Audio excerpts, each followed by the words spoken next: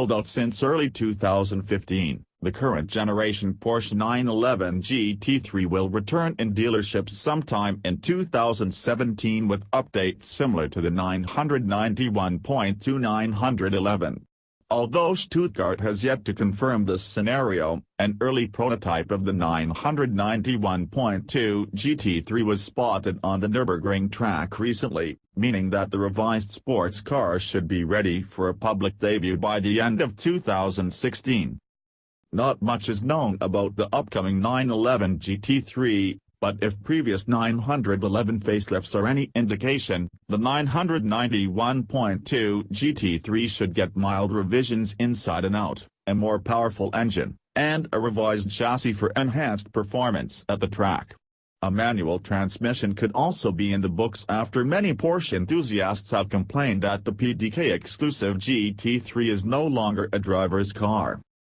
There's no word whether the GT3 will be followed by an updated GT3 RS, but recent reports and spy shots have suggested that Porsche is actually working on a new, turbocharged GT2 RS.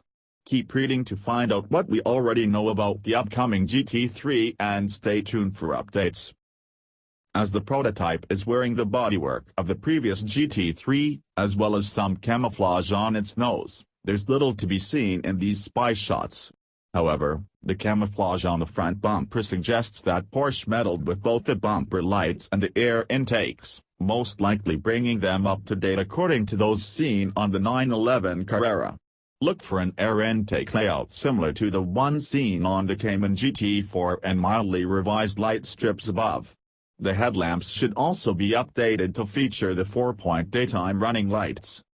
Around back, highlights should include a redesigned decaled, revised taillights with 4-point brake lights, and a reshaped bumper with outlets on each side. Also expect the GT3 to receive new lightweight wheels with wider rims on the rear axle, and a slightly lowered suspension. The rear wing could also get a few nips and tucks, but changes will probably remain unnoticeable to the untrained eye. Inside, the cabin should remain unchanged design-wise, except for minor revisions to the steering wheel. Notable updates will be made in the technology department and will include, like seen on the standard 911, a new Porsche Communication Management (PCM) system. Likely to remain an option for the GT3, the new PCM can be operated similar to a smartphone, by multi-touch gestures on the 7-inch display, while also recognizing handwritten user inputs. Mobile phones and smartphones can now also be connected via Wi-Fi with optional Apple CarPlay connectivity for iPhones.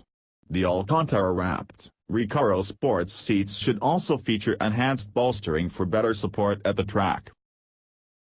Although Porsche replaced naturally aspirated engines with turbocharged units in the 991.2 Carrera, the GT3 is likely to continue with the same all-motor, 3.8-liter, flat-six. Porsche will probably massage the engine to squeeze out a bit more power, but don't expect significant improvements over the previous 475 horsepower and 324 pound-feet of torque. A bigger change could occur in the transmission department. With the new 911R, essentially a GT3 without a big rear wing, having received a bespoke 6-speed manual, the GT3 could also get a 3-pedal gearbox alongside a PDK. The returns of the manual would put an end to years of complaints.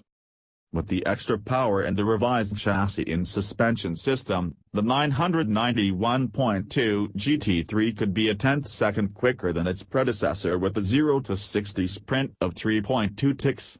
This figure would naturally be available for the PDK-equipped model, as the manual version would probably hit the same benchmark in around 3.6 seconds. Expect top speed to increase from 195 to around 197 miles per hour.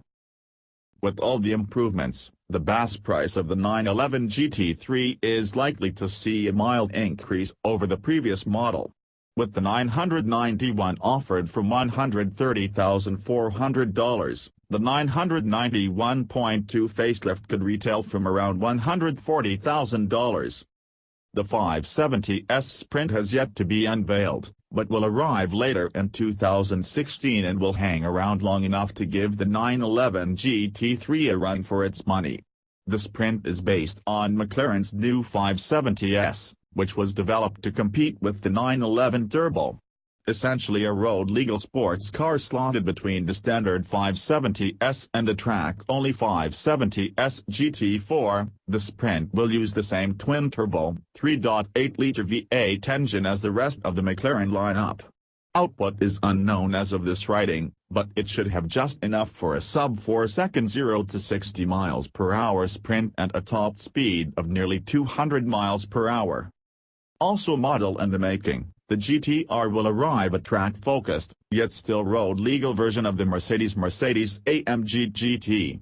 The coupe's sleek body will be enhanced by means of an aerodynamic package consisting of a new front bumper, a race-inspired diffuser, and a rear wing, while the interior will get a few exclusive touches. Motivation will come from the same biturbo, 4.0-liter V8 in the standard model, but likely tuned to around 550 horsepower and 500 pound-feet of torque. Expect a 0 to 60 miles per hour sprint of 3.5 seconds and a top speed of around 198 miles per hour. It's way too early to draw a conclusion here, but based on success and performance of the previous 911 GT3, the 991.2 base coupe should be at least as exciting as its predecessor. Hopefully Porsche will give in and reintroduce a manual transmission for this model.